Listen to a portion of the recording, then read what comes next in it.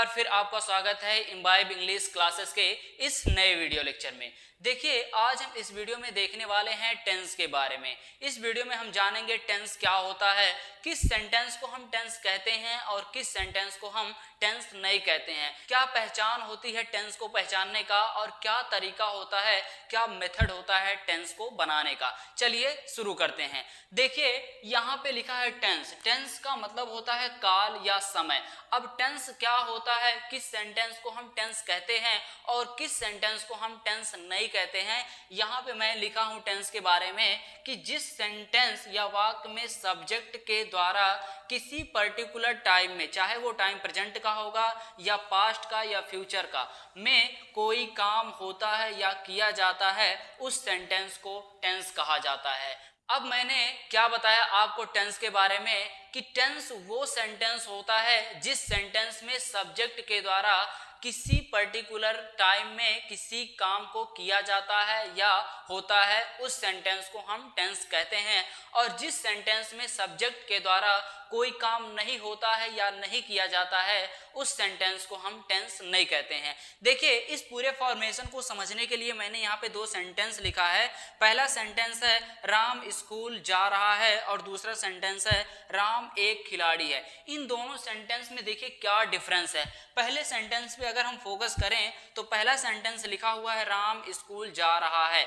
इस सेंटेंस में सब्जेक्ट क्या है, राम है, और राम के द्वारा इस सेंटेंस में किसी काम को किया जा रहा है किसी पर्टिकुलर समय में। लेकिन अगर हम दूसरे सेंटेंस को देखते हैं, राम एक खिलाड़ी है, तो यहाँ पे राम जो सब्जेक्ट है इसके द्वारा कोई काम नहीं हो रहा है, तो ये टेंस का सेंटेंस नहीं है, ये टेंस का सेंटेंस नहीं है। लेकिन इस सेंटेंस में राम के द्वारा किसी काम का होना पाया जा रहा है, इसके वजह से ये क्या है, ये टेंस है। तो आपको मैंने बताया कि क्या पहचान होती है टेंस के सेंटेंस को पहचानने का। चलिए अब हम देखते हैं टेंस कितने टाइप के होते हैं, कितने प्रकार के होते हैं। देखिए, टेंस के तीन प्रकार होते हैं, प्रेजेंट, पास्ट और फ्यूचर। देखिए, प्रेजेंट क्या होता है, प्रेजेंट वो होता है यानी वो स्टेट, वो टाइम होता है जो इस समय चल रहा है। जैसे यहाँ पे मान लीजिए मैं आपको पढ़ा रहा हूँ, तो यहाँ पे मैं काम कब कर रहा हूँ, मैं यहाँ पे काम प्रेजेंट में कर रहा हूँ, यानी जो समय चल रहा होता है उसे क्या कहा जाता है, प्रेजेंट। और पास्ट, सेकंड क्या है, पास्ट है।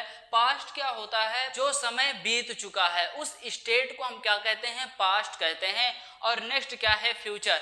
फ्यूचर का मतलब क्या होता है, जो समय आगे आने वाला होता है, उस स्टेट को हम क्या कहते हैं, फ्यूचर कहते हैं। तो यहाँ पे मैंने आपको बताया कि टेंस के कितने टाइप होते हैं। चलिए अब हम देखते हैं कि टेंस के कितने प्रकार होते हैं, कितने टाइप होते हैं।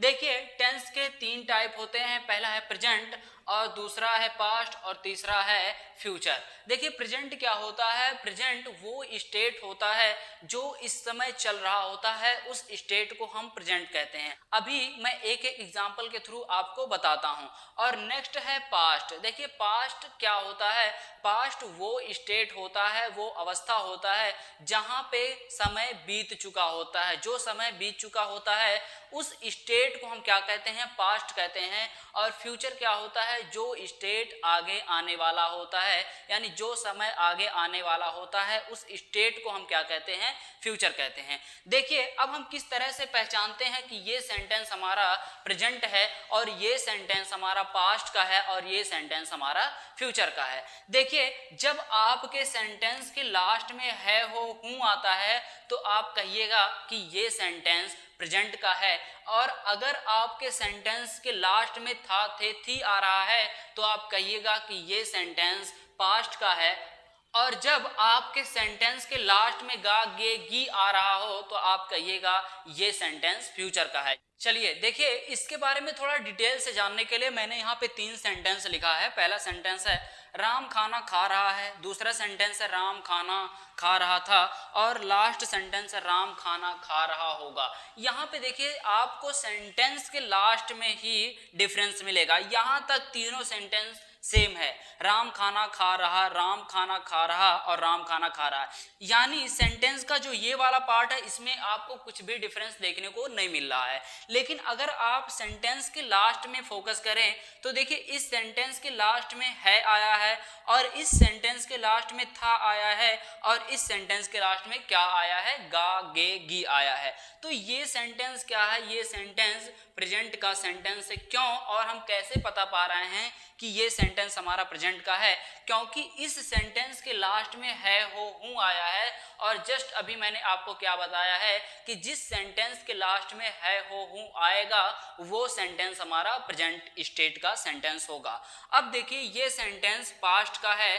क्यों है? क्योंकि इस सेंटेंस के लास्ट में था, थे, थी आया है। ये सेंटेंस फ्यूचर का है। क्यों? क्योंकि इस सेंटेंस के लास्ट में गा गे गी आया है। तो हम इस तरह से पहचानते हैं कि सेंटेंस हमारा किस स्टेट का है, वो प्रेजेंट का है, पास्ट का है या फिर फ्यूचर का है।